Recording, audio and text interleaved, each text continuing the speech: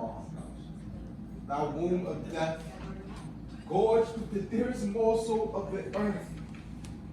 Thus I enforce the rotten jaws to open, and in despite, I'll cram thee with more food. This is that banished haughty Montague, that murdered my love's cousin, which with grief it is supposed the fair creature died.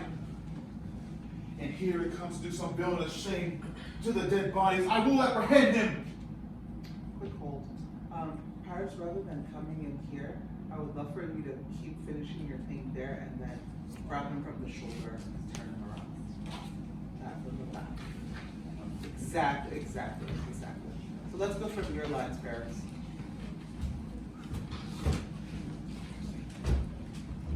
This is that banished haughty Montague, that murdered my love's cousin, which grief is supposed the creature died. And here is come to do some villainous shame to the dead bodies. I will apprehend him. Stop thy unhollow toil, vile Montague. Can vengeance be pursued further than death? Condemned villain, I do apprehend thee. Obey and go with me, for thou must die. I must indeed, and therefore came I hither. Good gentle youth, tempt not a desperate man. Fly hence, and leave me. Think upon these gone. Let them affright thee.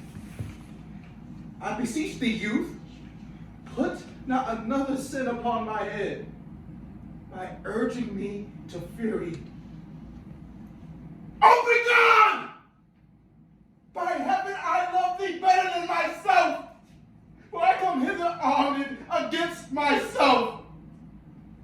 Stay not, be gone, live, and hereafter say, a madman's mercy bade thee run away. I do not defy conjurations and apprehend thee for a felon here. Will thou provoke me?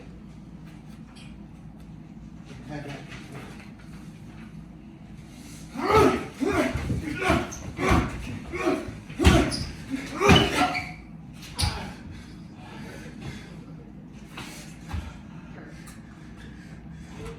am slain.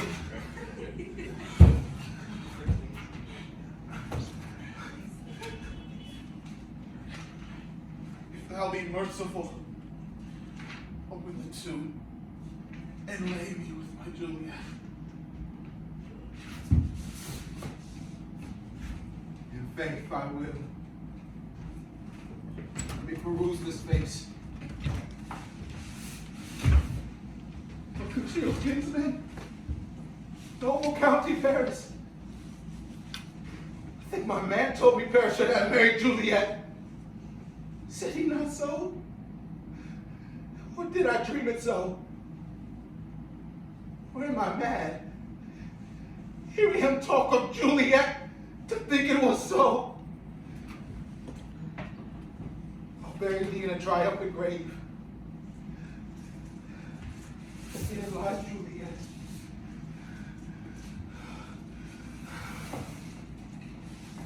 Presence full of light, death, lie down there by a dead man interred.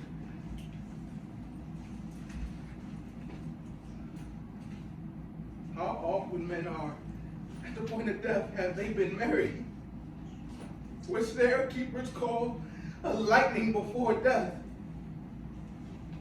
Oh, how may I call this a lightning? Oh, mana mafem. Death that has sucked the honey of thy breath, hath had no power yet upon thy beauty. Thou art not conquered. Beauty's ensign yet is crimson in thy lips, in thy cheeks. And death's pale flag is not advanced there. Tybalt, lies thou there in the bloody sheet? Forgive me, cousin. Oh, chère Juliette. Pourquoi as-tu si belle encore? Why art thou yet so fair I believe this substantial death is amorous, and that the lean, abhorred monster keeps thee here in the dark to be his paramour. For fear of that, I still will stay with thee, and never from this palace of dim night depart again. Here will I remain. Y si je vais établir mon autonomie. Here will I set up my everlasting rest and shake the yoke of inauspicious stars from this world-weary flesh.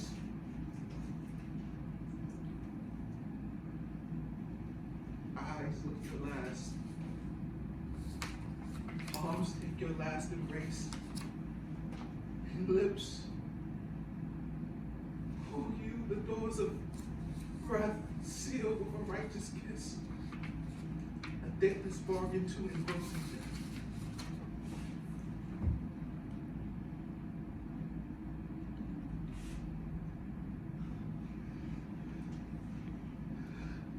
Come, bitter conduct.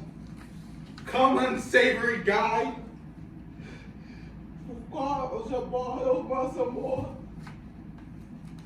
Here is to my love.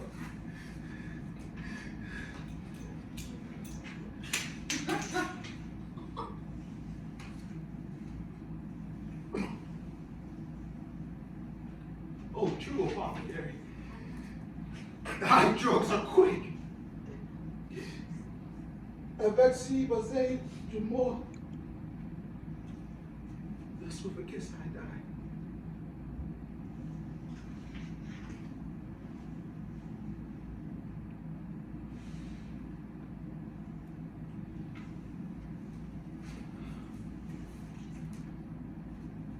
What's here?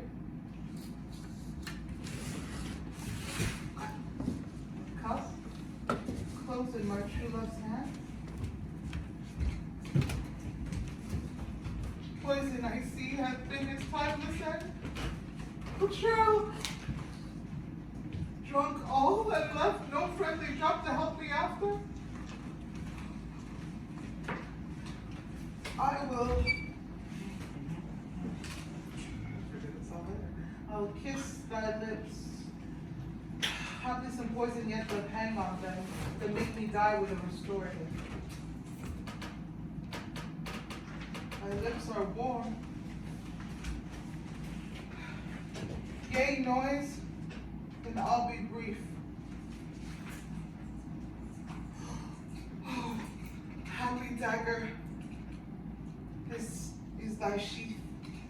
Here rust, and let me die. Ah!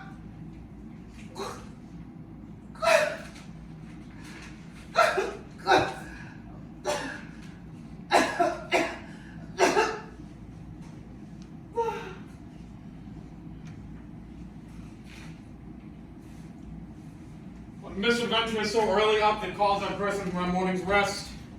What should it be that they shriek so abroad? The people in the street cry Romeo, some Juliet, some Paris, and all run with open outcry towards our monument.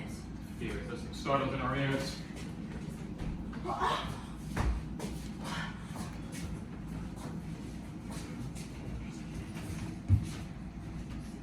Search, seek, and know how this foul murder comes. Oh, heavens, oh cielo, wipe look how our daughter flees. Voyez comme notre fille est sanglante. Oh, Mio Malahus! This sight of death is as a bell that warns my old age to a sepulchre. Come, Lady Montacute. Thou art early up to see thy son and heir more early down. Alas, my liege, my sire is dead tonight. Grief of my son's exile has stopped his breath. What further woe conspires against my gain? Look, thou shalt see. Oh, thou untaught, what manner is this? To press before thy mother to a grave! Seal up the mouth of outrage for a while so we can clear these ambiguities and know their spring their head, their true descent. Then shall I be general of your woes and lead you even unto death. Meantime, forbear, and let this chance be slave to patience.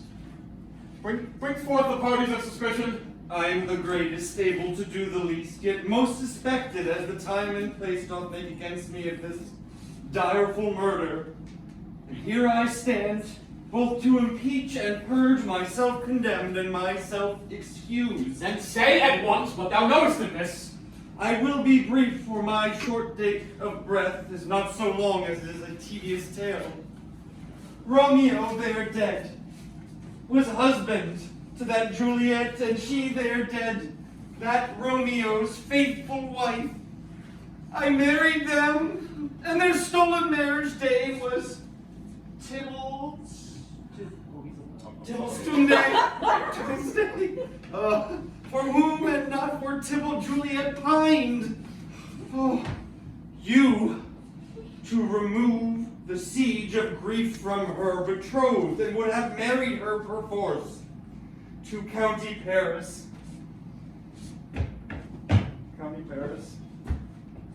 And then she comes to me, and wild looks bid me devise some mean to rid her from this second marriage, or in my cell, there she would have killed herself. Then gave I her, so tutored by my art, a sleeping potion, which so took effect as I intended, for it wrought on her the form of death. Meantime, I writ to Romeo that he should come hither, as this dire night, to help to take her from this borrowed grave, being the time the potion's force should cease. But he which bore my letter, Friar John, was stayed by accident, and yesternight returned my letter back, and all alone at the prefixed hour of her waking came I to take her from her kindred's vault, meaning to keep her closely in my cell, till I conveniently could send to Romeo. But when I came, some minute ere the time of her waking, here untimely lay the noble Paris, and true Romeo dead, and as it seems Juliette did violence on herself. All this I know, and to the marriage her nurse is privy. And if aught in this be miscarried by my fault, let my old life be sacrificed some hour before this time unto the rigor of the severest law. Still have known me for a holy man.